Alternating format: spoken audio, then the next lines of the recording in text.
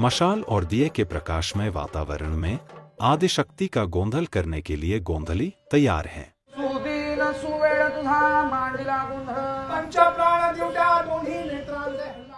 सुख संकटिक गोंधळी नाचतातच सोहम मिळी द्वैत्य भार विसरुनी बळी खेळती आंबे तुझे गोंधळी गोंधळा येई हो जगदंबे।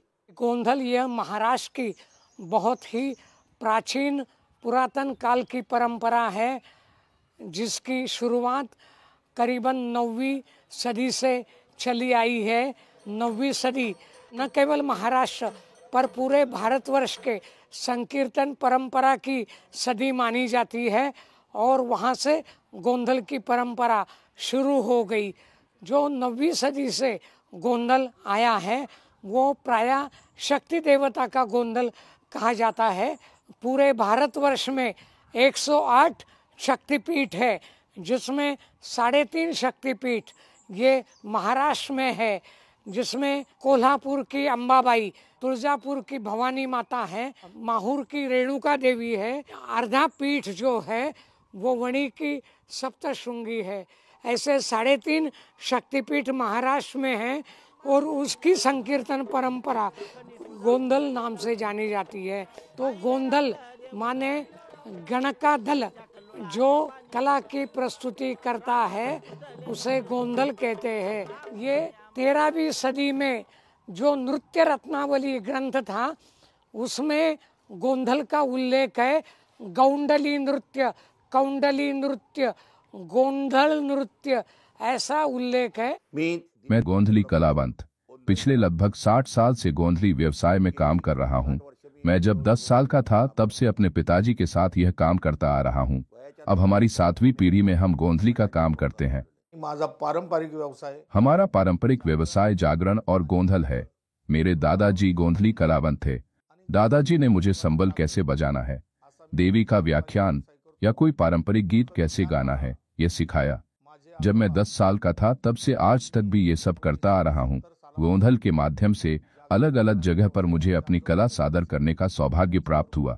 अब गोंधला यही हो जगदंबे, गोंधला जो हमारी गोंधल की परंपरा है, जो महाराष्ट्र की जी पारंपरिक जो लोक कला है, हमारी जो आदिशक्ति आदिमाया तुळजापुर की भवानी माता है, उसको अपन गोंधल करते हैं। हम उसके उपासक हैं। मूला पीठ तू आंबे, मूला पीठ तू आंबे हो, मूला पीठ तू आंबे, गोंधळा यही हो जगदंबे, गोंधळा यही हो जगदंबे। एक्चुअली जो गोंधल की परंपरा है इसका पुरातन जो शास्त्रीय लिखित कारण है, परशुराम जी से ये गोंधल की परंपरा शुरू हो गई। परशुराम जी ने वो सनातन काल का जो दानव था बेटासुर का वध किया था। अभी उसकी खुशी के जो आनंद में उसने जो मातों को जो वंदन किया वो वंदन ही गोंधल है। मेरे पूर्वजों से, मेरे पिताजी से मैंने वो सीखा है। प्रामुख्य से कुछ भी शुभ कार्य हमारे घर में होता है तब ये विधि करने का प्रावधान है।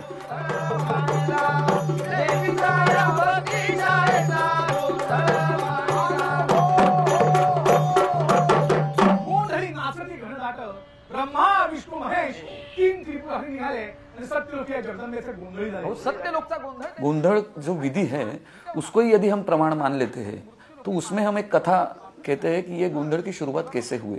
वो ऐसा है कि जब सृष्टि की उत्पत्ति करनी थी तो त्रिदेव जैसे ब्रह्मा विष्णु महेश है, उन्होंने देवी का पहले आवाहन किया ये सृष्टि की निर्मिति करने के हेतु। तो तब से ये देवी की आराधना उपासना चालू है।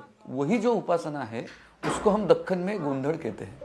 अंबाबाईचा भक्त निघाले, शिवालयात गेले, भानुदासाने अंबाबाईची प्रार्थना एक विचार एक रीति कशी। तो ऐसे एक समाज मान्यता है कि गोंधळ ये जो विधि नाट्य है ये खाली गोंधळी समाज के पुरुष ही करते हैं। मगर ये समझने की बात ये है कि ये जो पूजा है, गोंधळ ये जो पूजा है वही स्त्रीत्व की पूजा है।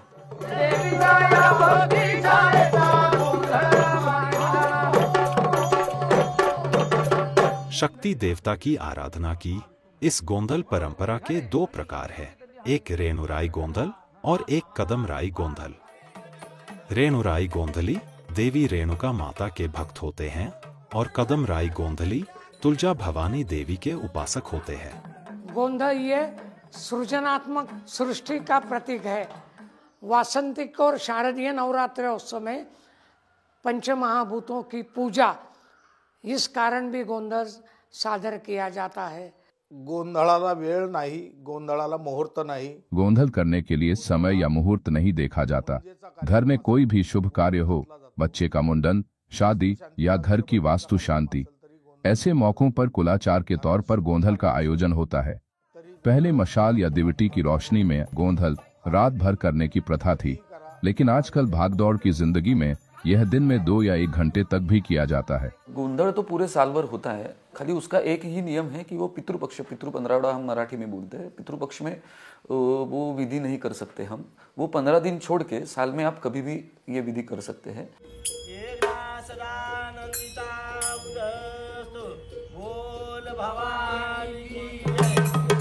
एक्चुअली नवरात्रि से हमारा गोंधल परंपरा चालू होती है, यानी आश्विन से लेके वैशाख तक गोंधल चालू रहता है। हा गोंधळ पारंपरिक जर असं गोंधल में मुख्य रूप से संबल, तुनतुना और झांझ, इन 3 वाद्यों का प्रयोग होता है।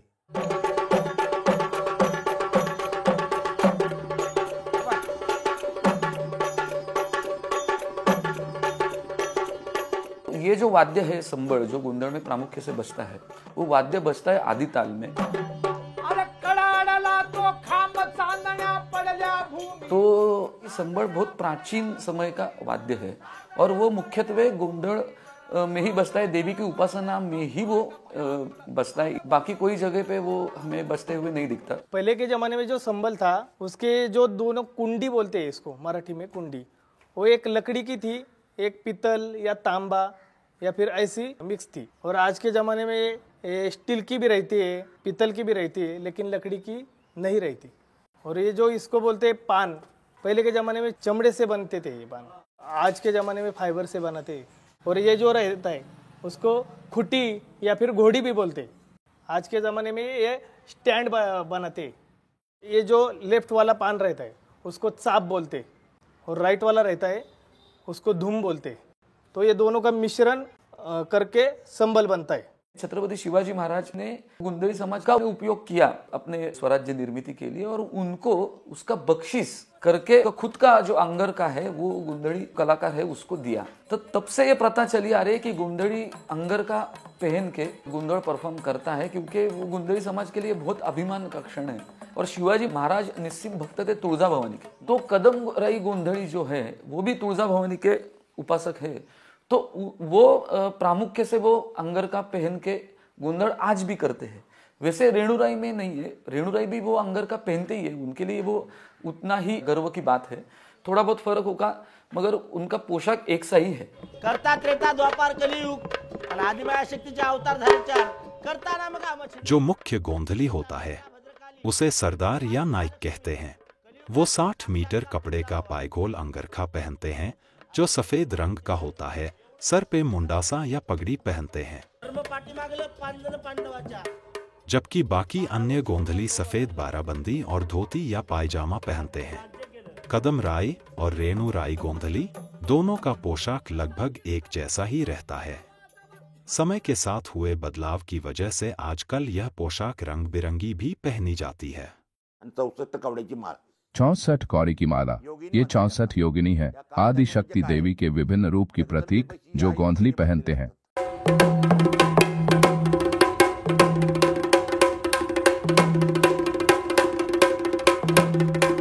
गोंधल विधि की शुरुआत में सर्वप्रथम गोंधली के आगमन के बाद यजमान द्वारा घर के आंगन में आकर पूजा की जाती है, जिसके लिए रंगोली भी सजाई जाती है। यजमान गोंधली के साथ 5 पावली यानी 5 कदम चलते हैं और देवी का आवाहन करके घर के अंदर वापस आते हैं। इस विधि को छबीना कहते हैं।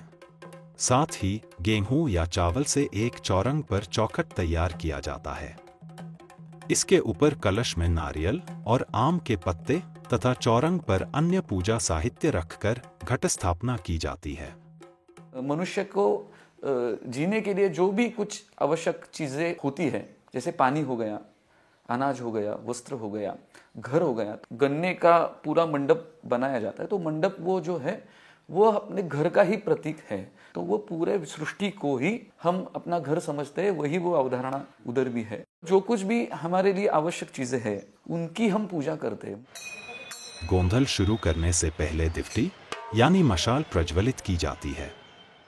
गोंधल का कार्यक्रम पूर्ण होने तक यजमान को दिवटी में तेल डालने के लिए कहा जाता है। आख्यान का गोंधल में पूर्व रंग और उत्तर रंग होता है। पूर्व रंग में ये पहला देवताओं का संकीर्तन होता है, आवाहन होता है, बाद में गण होता है।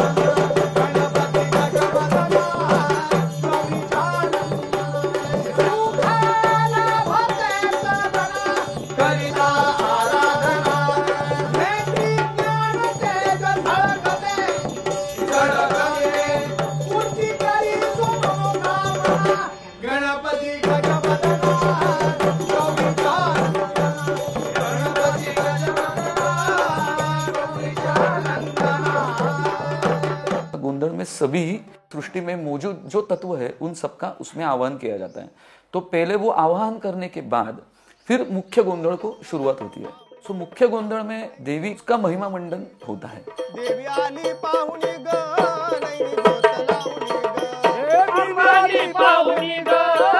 दोत लावणी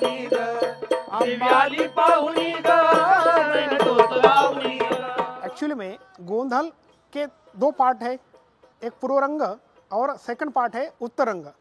गोंधल पूर्व रंग तक विधि का एक रूप है, बाद में जो उत्तर रंग में गया तो वह धार्मिक विधि का नाट्य में रूपांतर होता है, और नाट्य से उसका और एक विस्तारित रूप होता है, वो लोक कला तक आके रुकता है। अव कर्म संपता दोग भांडती रागा क्रोधान, भांडती रागा क्रोधान, संपत मने कर्म राजा रे तुला मी जिंकीन बा, आव संपत मने कर्म राजा तुला मी जिंकीन बा, आव ज्या घरी नाही मांजर तिथं झुलवी राहती, कातबंदी अंगणात करील मी सोन्याचा भिंत बा। कदमराई गोंधली अक्सर उत्तर रंग में रामायण, महाभारत, पुराण और देवी महात्म्य की कथा नाट्य रूप से सादर करते हैं। कर्म मने संपत्ति आगत तू धर लो अभिमान। दिन ब दिन ये परंपरा में फर्क पड़ते गया। जो विधि का स्वरूप गोंधल को था वो अब सामाजिक संदेश का स्वरूप गोंधल को प्राप्त हो गया। इस आख्यान में कर्म और संपत्ति अर्थात लक्ष्मी के बीच संवाद दर्शाया गया है कि कौन श्रेष्ठ है। इसमें कर्म के द्वारा मिले फल की प्राप्ति को महत्वपूर्ण बताया गया है। आव राजाराम भाऊ मने त्याचा कर्माचा जोर, विभाग्याचा थोर कोटुनी देईल ईश्वर। वो आख्यान में क्या है, एक तो धार्मिक मालूमात भी है और लोगों का मनोरंजन भी है। आख्यान भी होता है, उसके साथ संगीत भी होता है, नृत्य भी होता है, गायन भी होता है और लोगों का मनोरंजन भी होता है।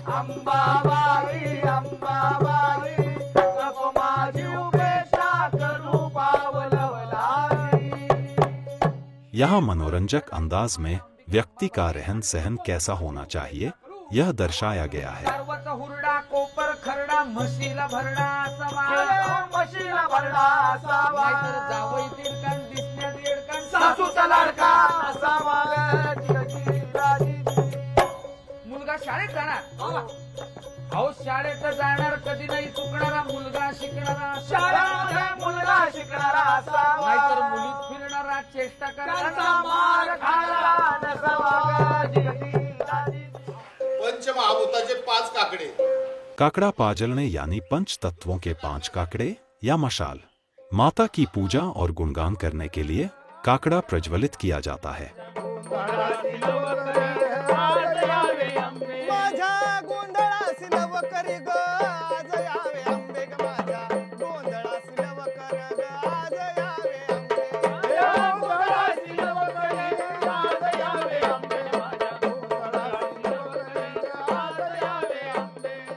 ये एक आख्यान होने के बाद हम दक्कन में उसे कहते हैं जोगवा मांगते हैं, तो वो फिर से देवी का जागरण ही होता है और उसके बाद आरती होती है और गोंधड़ की समाप्ति होती है।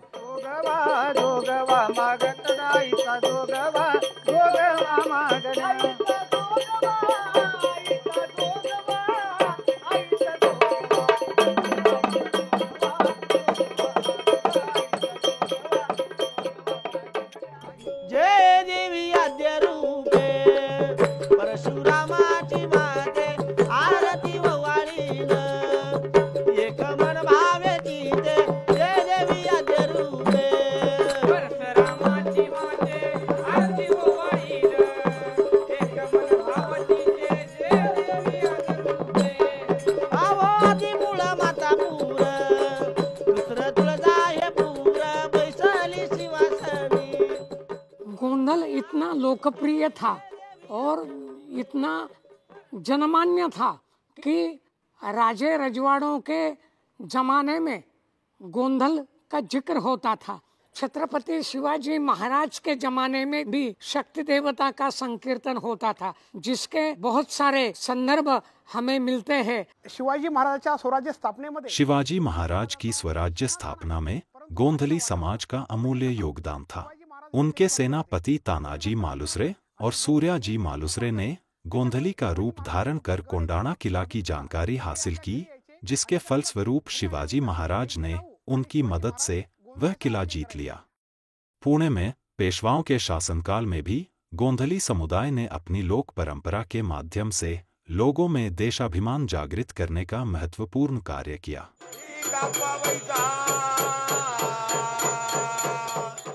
गोंधल का जिक्र मराठी साहित्य में अक्सर आता है।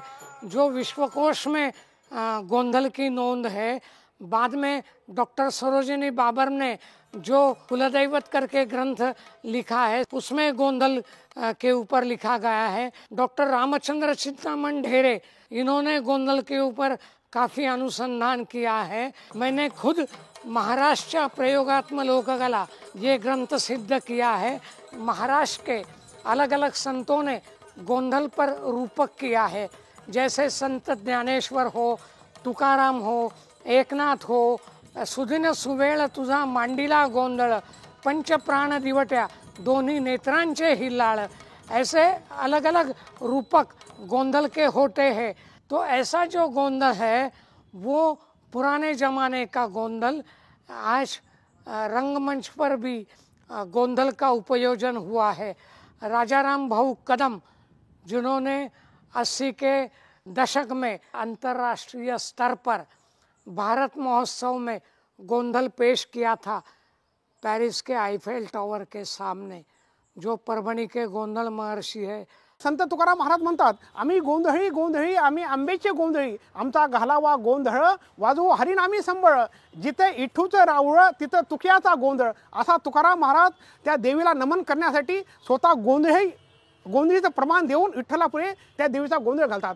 पहले ज़माने में ये अपना टीवी, मोबाइल, रेडियो ऐसे कुछ मनोरंजन के साधन नहीं थे। वो ज़माने में गोंधली ही धार्मिक विधि से प्रबोधन का काम गोंधली लोक कलाकार करते थे।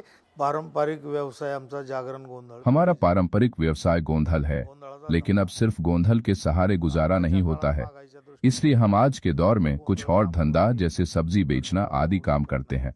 महंगाई बढ़ गई, बच्चों के शिक्षण, हर कोई ज़रूरत बढ़ गई, तो खाली गोंधल के भरोसे हम तो रह नहीं सकते।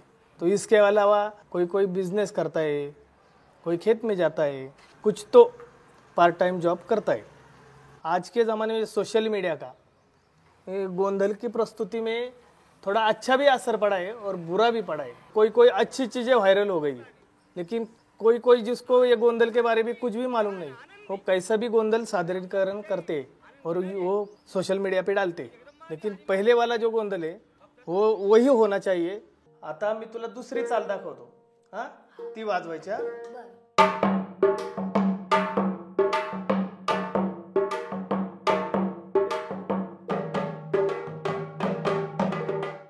जो मेरी ये पारंपरिक कला है गोंधल करा, मेरे को बहुत लगता है कि मेरे बच्चों ने भी इसका संवर्धन करना चाहिए। जितना चाहिए उतना मान सम्मान इस कले में अभी पहले जैसे मिलता नहीं। गवर्नमेंट से भी हमारी गुजारिश है कि हमारी कला संवर्धन करने के लिए प्रशिक्षण केंद्र चालू करना चाहिए, क्योंकि हमें अगर सिखाने के लिए कोई गुरु बचा ही नहीं तो ये कला आगे तक बढ़ ही नहीं पाएगी। तो जो गुरु है उनको कुछ ना कुछ मदद करनी चाहिए। ही गोंधळाची पारंपरिक जी लोककला है, आता सध्या गोंधल की जो पारंपरिक लोक कला है उसको जीवित रखने के लिए हम गोंधल सम्राट राजा राम बापू की चौथी पांचवी पीढ़ी कार्यरत है। हमारी एक लोक कला अकादमी है, परंतु पर्याप्त धन के अभाव में वह अकादमी चलाना मुश्किल हो रहा है। प्रशासन यदि कोई सहायता करे तो ये इस लोक कला को जीवित रखने में महत्वपूर्ण योगदान होगा। अभी गोंधल के साथ साथ हम अपना जो उदरनिर्वाह का साधन है, अभी मैं गवर्नमेंट जॉब करता हूँ, मैं रेवेन्यू डिपार्टमेंट तलाटी जे पोस्ट पे हूँ। हमारे जो भाई है, हमारे जो चाचा है, अभी वो गोंधल के साथ साथ खेती करते हैं। वाडवडिलांच्या काळामध्ये हमारे पिताजी के जमाने में गोंधल से ही गुजारा हो जाता था। हमारे समय से मैंने 36 साल पुणे विद्यापीठ के रसायन शास्त्र विभाग में काम किया और वो करके उसके साथ ही पिताजी के साथ गोंधल का व्यवसाय भी करता था। मैं दूरदर्शन और आकाशवाणी का कलावंत भी हूँ। आकाशवाणी में मेरे बहुत कार्यक्रम हुए हैं। इसके अलावा लोक कला महोत्सव में भी मेरे गोंधल के कार्यक्रम हुए हैं। महाराष्ट्र का गोंधल सदियों से चलती आ रही लोक परंपरा है। वैश्वीकरण की प्रक्रिया, सामाजिक बदलाव, ये इन परंपराओं को जतन करने में सबसे बड़ी चुनौती है। लोक परंपरा तभी जीवित रहती है जब उसको लोकाश्रय हो, और समाज के साथ साथ अगर ये परंपराएं भी परिवर्तित हो तो ऐसे परंपराएं जीवित रहती है। पुरानी परंपराओं का मूल्य ज़रूर है, लेकिन हम बदले और हमारी परंपराएं वहीं की वहीं रह जाए तो ये परंपराएं खो जाने का डर रहता है।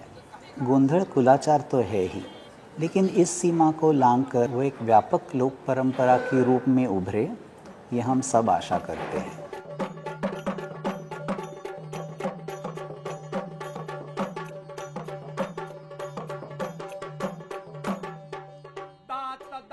बहुत भयंकर आयुध मंडित करा, आयुध मंडित करा, आयुध मंडित करा, आना मुख सिंहाचे घेऊन विठाई स्तंभी करी गुरा गुरा।